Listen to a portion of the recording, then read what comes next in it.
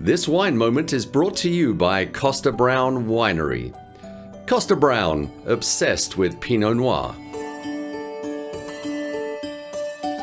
Well, we're excited to be, for the first time on our show, at one of Vancouver's premier restaurants, Blue Water Cafe in the Yaletown area. A lovely place to come check out. And of course, we're now in a room called the Cellar Room, where they have great events, great dinners, great parties. And I am joined by the winemaker of Kosta Browne.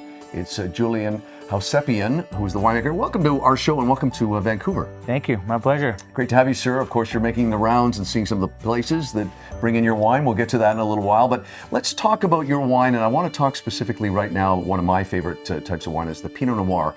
Talk about what makes your Pinot Noir so different and unique from other Pinot Noirs in California.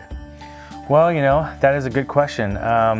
We've got an incredible history, albeit short, not more than more than 25 years, but a very, very rich history of creating wines of extraordinary quality, elegance, intensity, power.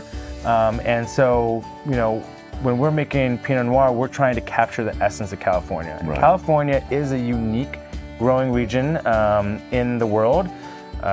Of course, within California, there's lots of different regions within the state, so each of them kind of show the grape and express the wine slightly differently. So, we're making wines that are we strive to produce wines of the highest quality, and that's been our goal since day one in 1997. Of course, in any business, consumer tastes change. With your Pinot Noir, has it changed at all over the last 20 years, or has it remained the same? Has the owners taken a different direction? Well, they say the only constant is change. So in some ways, I think that a lot of Kosta Browne's wines have remained the same. We're very, very true to our original style, which is true to the terroir of California. But at the same time, there has been inevitably small changes to the winery over time that has, contributed to a slightly different product. But at the end of the day, our core style has not changed at all, and we're proud to produce wines from California. It's interesting. One of the questions we find ourselves, Alita and I, my co-host, asking when we talk to people like yourself that we wouldn't have been asking, say, 15 or 20 years ago, even though it was known then, is climate change and how it's affecting your business and how you do your business. Now, with of course, Pinot Noir grapes and Chardonnay grapes flourishing in cooler climates. Talk about how you are combating and addressing that. Yes, so climate change is definitely impacting our operations, but we have one distinct advantage, is that we are located really, really close to the ocean. And so in a way, yes, we're dealing with some extreme climate conditions, such as every once in a while we'll have like a 3-day period of really extreme heat, but at the same time we have the ocean on our team. And throughout the growing season, that really helps mediate the severity of some of these weather events, because it's always there for us, and we have that natural air conditioning that even on the hottest days, the cool air starts to come in 5, 6, 7 o'clock in the evening. And that's a very, very, that's our saving grace. Let's talk about the town. I had to ask you where it is located, Sebastopol, and you tell me it's one of my favorite areas that I didn't realize was there, in that Santa Rosa area. How has that area helped in the ability for what you guys do? Sebastopol was, or is, I should say, a perfect growing area for Pinot Noir and Chardonnay. Pinot Noir and Chardonnay both like cooler climates. And to touch back on the coastal influence, the fog is our saving grace.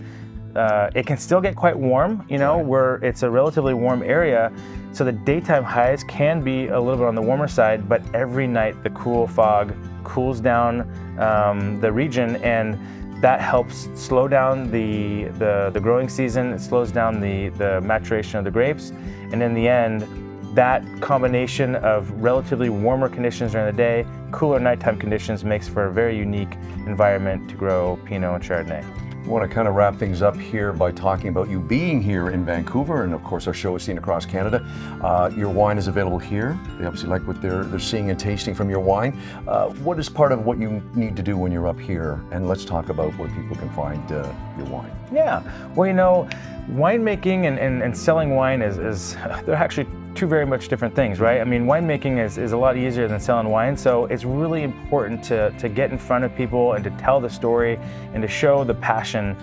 Because, I mean, let's face it, there's a lot of really good wines out there, and you know, by being present and by expressing and telling the story in your own way, that helps the folks that are on the floor that are you know, guiding some of the guests through the different selections and what to choose. And with every extra touch point that I might have or my colleagues might have, that's just going to help enforce you know, our story and our product. And so today and this week, what we're doing is we're going and visiting some of our top accounts, and we're just trying to help enforce our message and to showcase our new wines and to be here to answer any questions that they might have, and really to do anything we can to help them and give them the tools to help promote our wines at the same time. Julien Howsepian is the winemaker at Kosta Browne, KostaBrowne.com. Thank you, sir. Thank you very much. This wine moment was brought to you by Kosta Browne Winery. Kosta Browne, obsessed with Pinot Noir.